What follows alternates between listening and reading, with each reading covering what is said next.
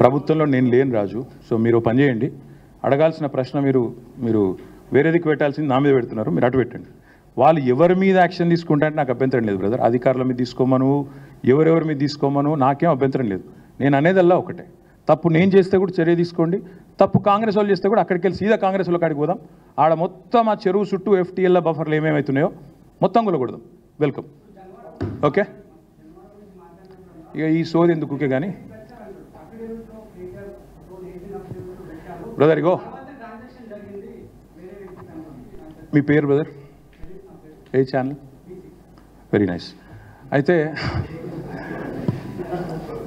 V6 Vivek గారిది కూడా చక్కటి గెస్ట్ హౌస్, ఫామ్ హౌస్ నీళ్ళల్లోనే ఉంది. నేను V6 వివేక్ గారిని కూడా కొడతా ఉన్నా, V6 సంస్థను కూడా కొడతా ఉన్నా. దయచేసి మీ V6 వాళ్ళు వెళ్ళి 2 కెమెరాలు చక్కగా పెట్టి V6 వివేక్ గారు ఎట్లా కట్టారో అందులో అది కూడా తీయండి. దయచేసి ఎందుకంటే కూలగొట్టేటట్టు మరి మీరు దగ్గరుండి పెద్ద మనిషి కదా, ఎమ్మెల్యే గారు కదా, తప్పకుండా చేయాలి. నేను అనేదల్లా ఒకటే, ఖచ్చితంగా.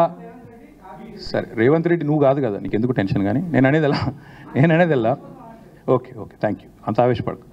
ఇంక కూలగొట్టట్లేదు, వివేక్ గది ఎట్లా కాపాడుకుంటాడు. కానీ నేను అనేదల్లా ఏంటంటే, నా అఫిడవిట్ ఏదైతే ఉందో ఇట్స్ పబ్లిక్ డాక్యుమెంట్.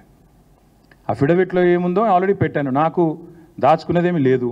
అఫిడవిట్లు ఉన్నాయి, చూసుకోండి. మీరు V6లు ఇంకా ఉన్నాయి కదా, చూసుకోండి. కానీ ఇవాళ సబ్జెక్టు నేను చెప్పిందేమో రేవంత్ రెడ్డి మోసము, కొడంగల్లు, బొమ్మరాజ్పేట, దౌలతాబాదు, అదేవిధంగా కోస్గిలో జరిగిన మోసము, రుణమాఫీలో ఆయన చేస్తున్న దగ. మీకు అది ఇంట్రెస్ట్ ఉన్నట్టు లేదు. నేను అందుకే చెప్తున్నా, తప్పు ఎవరు చేసినా చర్య తీసుకోండి. Let us start with ministers, let us go. Okay, thank you.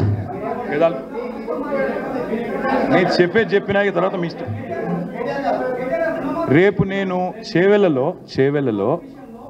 తొందరపడకు కవర్ చేసుకో, తొందరపడకు. చేవెళ్ళలో రేపు నేను పార్టిసిపేట్ చేస్తూ ఉన్నా. అదేవిధంగా సబితా ఇంద్రారెడ్డి గారు, నేను, స్వామి గౌడ్ గారు, మేమందరం కూడా రేపు చేవెళ్ళలో పార్టిసిపేట్ చేస్తూ ఉన్నాం.